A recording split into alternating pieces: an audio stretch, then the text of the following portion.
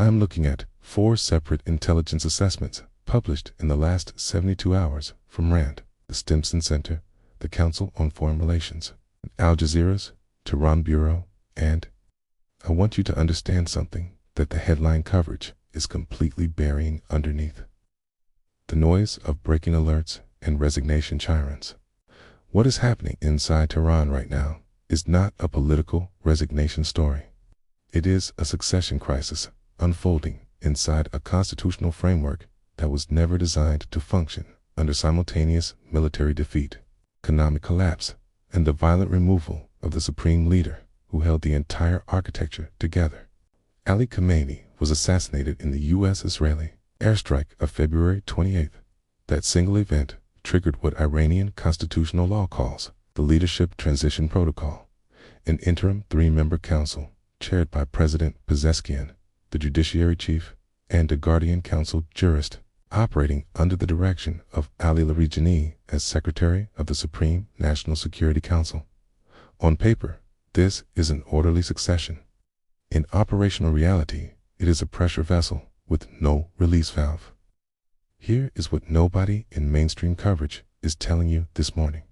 The resignations now cascading through Tehran's senior leadership are not acts of political conscience. They are exit strategies. In January 2026, senior Iranian diplomat at the UN mission Alireza Jurani requested asylum from Switzerland rather than return to Tehran. According to documentation of Iran's internal crisis, he was one of several Iranian diplomats who made the same calculation simultaneously, and the people whose entire careers were built on representing the regime decide that representing the regime is no longer survivable. You are not watching a political transition. You are watching the early indicators of institutional fragmentation that the Stimson Center's March 2026 analysis identified as the primary precursor to regime collapse. I have spent the last several hours cross-referencing the RAND Corporation's succession analysis, CFR's leadership transition report, Al Jazeera's on-the-ground sourcing from Tehran, and the Stimson Center's collapse indicator framework, And what those 4 data streams tell me, read together, is that the Islamic Republic is not managing a transition. It is running a survival protocol, and survival protocols, by definition, only get activated when survival is no longer assumed. The resignations are not the story. What triggered them is to understand why senior Iranian officials are calculating that exit is preferable to loyalty. You need to understand the structural geography of Iranian political power, not the geography of mountains and straits, but the geography of institutional control, factional leverage, and the invisible fault lines that have been widening beneath the Islamic Republic's foundation for decades. The Islamic Republic was never a unitary state. It was always a dual power system held in equilibrium by a single gravitational center. On one side, the elected civilian government, the presidency, the parliament, the foreign ministry institutions that provided the regime with a veneer of democratic legitimacy it used selectively in its international diplomatic engagements. On the other side, the unelected revolutionary institutions, the Supreme Leader's Office, the Guardian Council, the Assembly of Experts, and most critically, the Islamic Revolutionary Guard Corps, institutions that held actual coercive power, actual economic leverage, and actual military capacity entirely outside civilian oversight. For 35 years, Ali Khamenei was the gravitational center that held those 2 power structures in functional tension. He was not simply a religious figurehead. He was the operational arbitrator of last resort, the single node through which institutional conflicts were resolved, factional disputes were adjudicated, and the IRGC's expansionist impulses were channeled rather than suppressed. Every senior official who built a career inside the Islamic Republic did so by navigating their relationship to that single center of gravity. On February 28th, that center of gravity was eliminated in a single strike package. What replaced it is not a new center of gravity. What replaced it is a committee. And committees do not generate the institutional loyalty that autocratic systems require to function under pressure. The 3-member interim council, Pezeshkian, the judiciary chief. K. Start scores represents a constitutional mechanism designed for managed succession under stable conditions. The conditions are not stable, according to the Stimson Center's March 2026 collapse. Indicator analysis. The Islamic Republic is simultaneously managing military defeat, economic contraction at crisis levels, active Hormuz blockade enforcement, IRGC command restructuring following the death of Commander Pakpor, and the appointment of a replacement IRGC commander, Ahmed Vahidi, whose authority has not yet been tested under sustained operational pressure. Each one of those stressors in isolation would be manageable for a system with intact institutional cohesion, together operating simultaneously against a leadership structure that has lost its apex arbitrator. K. They create what political scientists call a legitimacy vacuum, a condition in which every institutional actor calculates, K, independently, whether loyalty to the existing system still serves their survival interests better than defection from it. The CFR analysis from February 2026 identified exactly this dynamic. It noted that the indicators of genuine regime fragmentation are not mass street protests. Those the IRGC can suppress through sheer coercive force, as it has done repeatedly since 2009. The real indicators are defections within the security apparatus itself, resignations of senior officials, evidence of asset transfers and family relocations outside Iran by regime insiders. Every one of those indicators is now present inside Tehran simultaneously. The Islamic Republic's survival architecture was engineered for external pressure. It was never engineered for the implosion of its own institutional center. And the officials now resigning understand something that the outside world is only beginning to process: that the system they served is no longer capable of protecting them the way systems protect their loyalists. They are not leaving because they lost faith in the ideology. They are leaving because they ran the survival calculation, and the calculation came back negative. Begin with the IRGC command decapitation, because nothing else that followed was structurally possible without it. Operation Epic Fury did not simply strike military hardware. It struck the human architecture of coercive control that the Islamic Republic depends on for its institutional survival.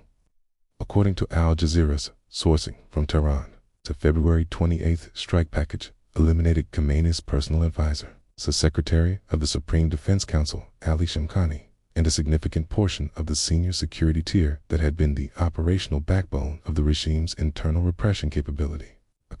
IRGC Commander Mohammad Pakpor was killed in the same operational window. The intelligence penetration required to locate, target, and eliminate that concentration of senior leadership simultaneously represents a surveillance architecture that had been operating inside Tehran's most protected circles for months, possibly years, before the first bomb fell. This is the tactical mechanism driving the resignations. It is not ideological disillusionment. It is rational threat assessment. The RAND Corporation's March 2026 succession analysis identified the second layer of institutional collapse with precision. Following Pakpor's death, a replacement IRGC commander, Ahmed Vahidi, was appointed rapidly, a move designed to project continuity of command. But command continuity and command authority are not the same condition. Vahidi inherited a degraded force structure. According to CENTCOM operational assessments, the IRGC's ballistic missile capability had been reduced by 86% in the first 4 days of Operation Epic Fury alone. The drone launch capacity that formed the backbone of Iran's asymmetric retaliatory doctrine had been degraded by 73%. The underground missile cities at Khorramabad, Tabriz, and Isfahan, the physical foundation of the IRGC's deterrence narrative, had been sealed, struck, and rendered operationally inert by GBU-57 massive ordnance penetrators deployed from B-2 Spirit stealth platforms that Iran's surviving radar infrastructure never detected. Vahidi did not inherit a military force. He inherited the administrative shell of one. The third layer of institutional collapse operated at the economic level, And it is the layer that explains the diplomat defections with the most clinical precision. Iran's shadow financial architecture, the network of front companies, sanctioned entities, and illicit transaction channels through which regime insiders had been accumulating personal wealth for decades, depends on a functioning Iranian oil export system to generate the revenue that makes that architecture operational. The Hormuz blockade eliminated that revenue stream with a completeness that no previous sanctions regime had achieved. According to documentation of Iran's internal crisis, the regime's financial reserves were measured in days, not months, by the time the blockade reached full enforcement capacity. For a senior regime official who had spent a career accumulating assets inside that shadow financial architecture, the blockade created an immediate and irreversible personal financial crisis operating in parallel with the institutional crisis. The asylum request filed by UN mission official Mohammad in January 2026, one of several simultaneous diplomat defections documented across European capitals, reflects exactly this calculation. When the system can no longer protect your physical security and can no longer sustain the financial architecture you built your personal survival on, the rational calculation is exit, not loyalty. The Stimson Center's collapse indicator framework identified a fourth and most consequential tactical layer: the decentralization of IRGC command and control in the operational aftermath of Bagher's death. Foreign Minister Araghi confirmed to Al Jazeera on March 1st that Iranian military units firing at Gulf state targets were operating under a decentralized command scheme, a statement delivered as reassurance of continued operational capacity was, in operational terms, a confirmation of institutional fragmentation. Decentralized command in a crisis environment does not mean flexible response capability. It means the center can no longer direct the periphery with confidence. A security apparatus that cannot be reliably directed from the center is an apparatus that individual commanders can choose to defect from, stand down from, or simply stop obeying without facing the centralized enforcement mechanism that previously made disobedience corrending or lethal. The resignations cascading through Tehran's civilian leadership are the visible surface of a process whose deeper structural layer is the quiet calculation being made inside IRGC regional commands right now. Whether the institution they serve still has the coercive capacity to punish their defection if they choose to make it, when that calculation starts returning uncertain answers. The institutional collapse the CFR warned about in February 2026 stops being a theoretical scenario. It becomes an operational timeline. The resignations cascading through Tehran's senior leadership are being covered as a political story. They are not a political story. They are a macroeconomic event of the first order, and the transmission mechanism from an Iranian official filing an asylum request in a European capital to a portfolio manager repricing emerging market risk in Singapore operates on a timeline that most financial coverage has not yet begun to model accurately, akin with the oil market architecture, because that is where the consequence is most immediately quantifiable. Iran sits at the intersection of two of the most critical energy corridors on the planet: the Strait of Hormuz to its south, through which approximately 20% of global seaborne oil and liquefied, rained natural gas transits under normal operating conditions. It's a broader Persian Gulf energy ecosystem to its west, through which Saudi Arabia, Iraq, Kuwait, and the UAE collectively export the majority of the world's swing production capacity. Political instability inside Tehran does not simply affect Iranian oil output, already effectively zeroed by the Hormuz blockade. It affects the risk premium applied to every barrel of crude moving through every corridor that Iranian territory, Iranian missile systems, or Iranian proxy networks can theoretically reach. Every degree of institutional fragmentation inside the Islamic Republic that the resignation cascade represents adds basis points to that risk premium. And basis points on Persian Gulf crude are not an abstraction. They are a direct input cost into every manufacturing process, every logistics chain.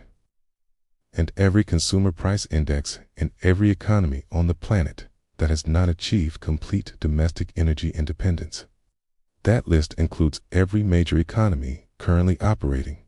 The second consequence layer operates through the global insurance architecture. Lloyd's of London war risk classifications for Persian Gulf operations were already at elevated multiples before the resignation cascade began. Institutional fragmentation inside a nuclear-adjacent state. Iran retains the technical knowledge and partial physical infrastructure of its uranium enrichment program even after the Isfahan and Natanz strikes introduces a specific category of tail risks that insurance actuaries price with extreme conservatism. The scenario they are now modeling is not simply continued military conflict between defined state actors operating under recognizable deterrence frameworks. It is the fragmentation of command and control over a partially degraded but not eliminated nuclear program inside a state whose institutional coherence is visibly deteriorating. That scenario has no historical precedent that actuarial models can draw on with confidence. And insurance markets, when confronted with unmodelable tail risk, do not price it conservatively. They exit the risk category entirely, forcing the cost of whatever coverage remains onto the entities that cannot exit the shipping operators, the cargo insurers, the sovereign wealth funds with mandatory Persian Gulf exposure that cannot be hedged away. Regardless of the political conditions on the ground, China's exposure to this consequence layer is the variable that global markets have most severely underpriced. Beijing imports over 10 million barrels of oil per day. Approximately 40% of that supply transited the Hormuz corridor under pre-conflict conditions.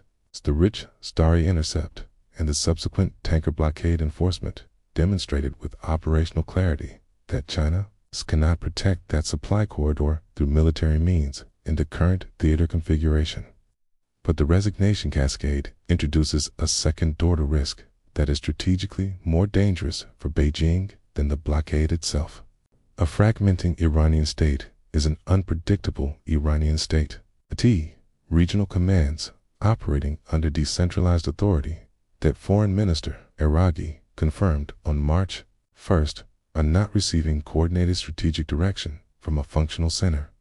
Individual commanders making independent operational decisions in a degraded institutional environment produce the category of unpredictable escalation that markets price as existential risk rather than manageable disruption. According to the CFR's February 2026 Leadership Transition Analysis, the scenario Washington is most actively trying to prevent is not continued Iranian resistance. It is the cut-and-run scenario. Key regime figures deciding their survival odds are better outside Iran than inside it, departing rapidly and leaving a power vacuum that no organized successor structure is positioned to fill. That vacuum is precisely what the resignation cascade is now actively generating. The RAND analysis identified the ultimate macroeconomic consequence with the clarity that only institutional collapse scenario modeling can produce. A fragmenting Iranian state does not produce a post-conflict stabilization environment. It produces a prolonged period of competing authority claims. Centralized coercive actors operating without central coordination. And the sustained regional instability that every Gulf state sovereign wealth fund, every Persian Gulf shipping insurer, and every Asian economy dependent on uninterrupted energy corridor access has been pricing as the nightmare scenario since the conflict began. That nightmare scenario is no longer tail risk. It is the base case that the resignation cascade has now made operationally plausible in a way, that no previous development in this conflict had achieved. I have spent the last several hours inside this data, and I want to be direct with you about what I'm seeing, because the dilemma facing Washington right now is not the one being discussed in any public forum, any think tank briefing, or any network panel currently running wall-to-wall resignation coverage. Here is the operational reality as I assess it. Washington has two paths forward from this moment, and neither one leads somewhere comfortable. Path 1. Allow the resignation cascade to run its full course. permit the institutional fragmentation to accelerate until the Islamic Republic's command and control architecture collapses completely, and bet that whatever emerges from that collapse is structurally more compatible with regional stability than the system it replaced. The upside is permanent removal of the ideological infrastructure that sustained for decades of proxy warfare, uranium enrichment, and asymmetric regional destabilization. The downside is that collapsed states do not produce stability. They produce power vacuums, and power vacuums in nuclear-adjacent territory with decentralized IRGC commands operating without central coordination, with 5 Iranian Kurdish factions already positioning in northern Iraq, with Baloch militants watching southern Iran's security architecture degrade in real time. That is not a stabilization scenario. That is a fragmentation scenario with no guaranteed endpoint. Path 2. Engage Pezeshkian's civilian government aggressively before the institutional collapse passes the point of no return. Provide the interim council with sufficient diplomatic cover to claim a managed transition, and accept that partial regime survival is the price of preventing complete state failure. The upside is a negotiated framework with an interlocutor who still controls enough institutional levers to implement agreements. The downside is that legitimizing a successor structure built on the same revolutionary foundations as its predecessor is a timeline, not a resolution. The Islamic Republic does not reform from partial survival. Qui reconstitutes. There is no clean exit from this. There is only the version of this that Washington can manage versus the version that manages Washington. That is my assessment. I want yours. Drop your tactical read in the comments. Tell me which path holds and why the other one fails. If this briefing gave you the picture that the networks are not showing you, subscribe and hit the notification bell. Tomorrow's briefing is already being assembled from data that most analysts have not yet connected. You will not want to miss it.